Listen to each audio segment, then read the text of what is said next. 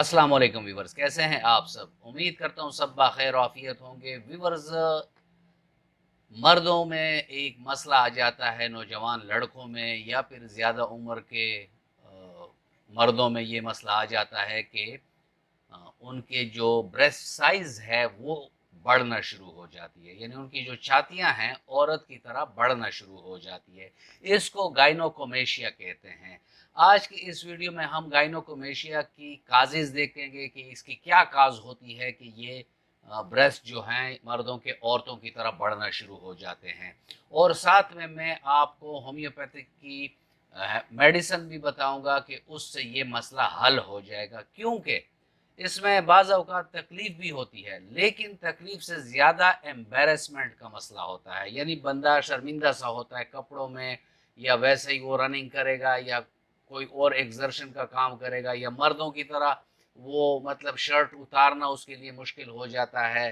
लड़के होते हैं, पिकनिक पर गए होते हैं, नहा रहे होते हैं, या कोई और एक्टिविटी होती है, जिम जाते हैं, तो वहाँ ये शर्म के बायस किसी भी ऐसी एक्टिविटी में पार्टिसिपेट नहीं कर सकते। इस पर बात करेंगे व्यूवर्स, लेकिन अगर आप मेरे चैनल पर नए हैं और अभी तक आपने चैनल को सब्सक्राइब नहीं किया, तो चैनल को सब्सक्राइब कर दें और बेल आइकन दबा दें, ताकि इस तरह की मुफीद वीडियोस आप लोगों को वक्तन फ़वक्तन मिलती रहें।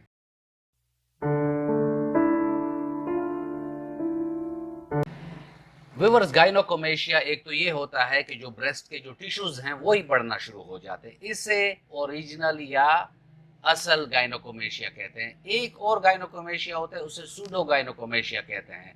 ये ऐसा होता है कि अगर बाज मर्द मोटापे के शिकार हों तो वहाँ फेट की डिपोजिशन स्टार्ट हो जाती है, यानी ब्रेस्ट के इलाकों में फेट्स आ जाते हैं, तो इसको हम सूडोगाइनोकोमेशिया कहते हैं। इसकी अलामात जो हैं वो ये हैं कि ब्रेस्ट का साइज़ बढ़ेगा, जो नज़र आएगा, उसमें बाज़ औक़ात दर्द की सी कैफ़ियत होती है, सूजन सी होती है, और निपल जो होता है अगर वो कपड़ों से रगड़ खाते तो उसमें भी इरिटेशन भी होती है, ख़ारिश सी भी होती है और तकलीफ़ भी होती है।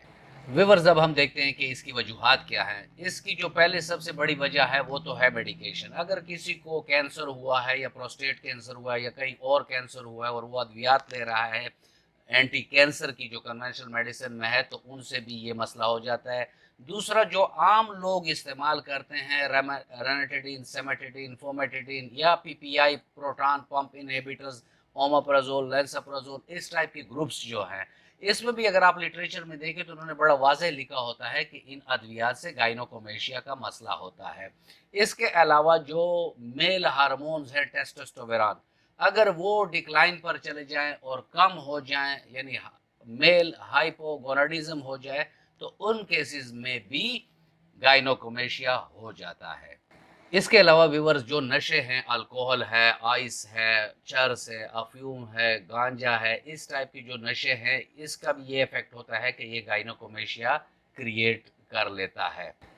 और जो बॉडी बिल्डर हजरात या स्पोर्ट्समैन जो हैं, जो स्पोर्ट्स में हिस्सा लेते हैं, तो उनमें भी जो ममनुआ अद्वियात हैं जिसे एनाबॉलिक स्टेरॉइड्स कहते हैं, वो इस्तेमाल अगर कोई कर तो उनको भी गायनोकोमेशिया हो सकता है। कुछ मरीजों में पिट्यूटरी ग्लैंड या किसी और एंडोक्राइन सिस्टम में ट्यूमर्स का मसला होता है, तो उससे भी ये मसला होता है। एजिंग के साथ जब मर्द बुढ़ापे की तरफ जाता है तो उसके जो हार्मोन लेवल्स होते हैं वो कम हो जाते हैं, तो उनको भी गायनोकोमेशिया का मसला हो सकता है। ऐसे नौजवान बच्चे जो अभी नौजवानी के स्टेज में हो, यानी टीन एज में हो, तो उनको भी ये मसला हो जाता है हार्मोन्स के इम्बैलेंस की वजह से। इसके अलावा मेल न्यूट्रिशन की वजह से कि उसमें जो इलेक्ट्रोलाइट और बॉडी में जिन अजनास की ज़रूरत होती वो पूरी नहीं होती, तो मेल न्यूट्रिशन की वजह से भी बच्चों में गायनोकोमेशिया का मसला आ जाता है। लिवर के मसलों में भी, जैसे सेरोसिस का मसला है, कोई और मसले मसाइल इस तरह लिवर के इन्फेक्शन के हैं या लिवर के माल फंक्शन के हैं, तो उधर भी ये मसला आ सकता है। किडनी के माल फंक्शन में भी गायनोकोमेशिया के मसले आ सकते हैं। इसके अलावा हाइपर थायरॉयडिज्म में भी ये मसला देखने को मिलता है। तो ये कुछ वजूहात और कुछ अलामात थी जो चीदा चीदा थी, और भी हैं, लेकिन जो चीदा हैं जिसको समझने की ज़रूरत है वो यही हैं। इसमें फिर होम्योपैथिक का क्या रोल है? इसमें मैं सिर्फ आपको मेडिसिन के नाम बताऊंगा, क्योंकि होम्योपैथिक में केस टेकिंग में हम तमाम अवामिल को देखते हैं कि मरीज़ की जो अलामात हैं, मरीज़ के जो टेस्ट हैं, इन तमाम चीज़ों को देखकर उसी के मुताबिक फिर मेडिसिन डिसाइड होती है। यहाँ मैं आपके इन्फॉर्मेशन के लिए सिर्फ उनके नाम बताऊँगा और एक जर्मनी की कॉम्बिनेशन आती है, डॉक्टर रेगवेक की है, जर्मनी की कंपनी है, R19 उसका नाम है। तो ये भी जो मेल हार्मोन्स का इम्बैलेंस होता है और उसके ग्लैंड्स में अगर कोई फ़र्क होता है तो ये दवाई उसके लिए भी बेहतर है।